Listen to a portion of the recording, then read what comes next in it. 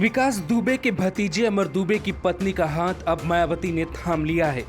लगातार खुशी को जेल से रिहा कराने की मांग यूपी में चल रही थी, लेकिन ब्राह्मणों की बात कर मायावती ने पहला कदम खुशी की रिहाई को लेकर उठाया है।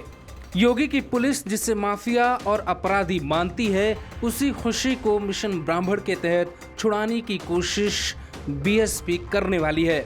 खुशी दुबे अमर दुबे की पत्नी है, जो बिकरू कांड के मुख्य आरोपी विकास दुबे का भतीजा था। अमर दुबे को भी पुलिस ने एनकाउंटर में मार दिया था। बसपा कैसे खुशी को बचा सकती है, इसके पीछे 3 तर्क हो सकते हैं।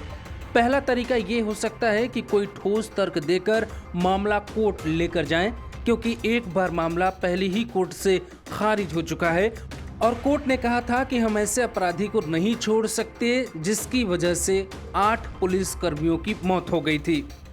दूसरा तरीका ये हो सकता है कि पार्टी से बड़ा पॉलिटिकल एजेंडा बनाए और योगी सरकार को छोड़ना पड़ जाए। जबकि तीसरा तरीका ये भी हो सकता है कि मायावती खुशी दुबे के परिवार के साथ मिलकर खुशी के जरिए ब्राह्मणों की सियासत को अंजाम दे और मजबूरन सरकार खुशी दुबे को छोड़ दे। हालांकि बीजेपी इसे एक अलग तरीके से बताएगी। वो कह सकती है कि योगी सरकार माफियाओं की सरकार नहीं है और ना ही वो किसी ऐसे व्यक्ति या महिला का साथ देगी जो जेल में बंद हो। खुशी दुबे को लेकर कई तरह के तर्क हैं। कोई कहता है शादी 3 दिन पहले हुई थी, तो अपराधी अमर दुबे और खुशी दुबे के बीच कैसे संबंध रहे होंगे, इसका अंदाजा जमीन पर रहने वाले लोग लगा सकते हैं। खुशी निर्दोष होगी। कुछ लोग कहते हैं कि खुशी दुबे की जगह किसी और की बेटी भी हो सकती थी। खुशी सिर्फ एक अपराधी की पत्नी है, इससे ज्यादा कुछ भी नहीं।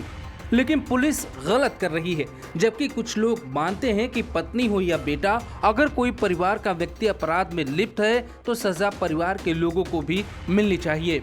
खुशी और अमर की शादी के 10 दिन बाद से ही यानी 8 जुलाई से ही खुशी जेल में बंद है। खुशी दुबे का पति अमर दुबे विकास दुबे का एक शार्प शूटर था। उसी दौरान उसके पति को पुलिस ने एनकाउंटर में मार गिराया था।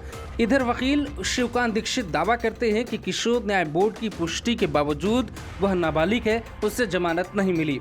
मैं उनका केस लड़ने के लिए बसपा नेतृत्व के कदम का स्वागत करता हूं। बसपा पहली पार्टी है जो इस तरीके से खुशी का केस खुद लड़ने की तैयारी में है और इसका ऐलान भी कर चुकी है।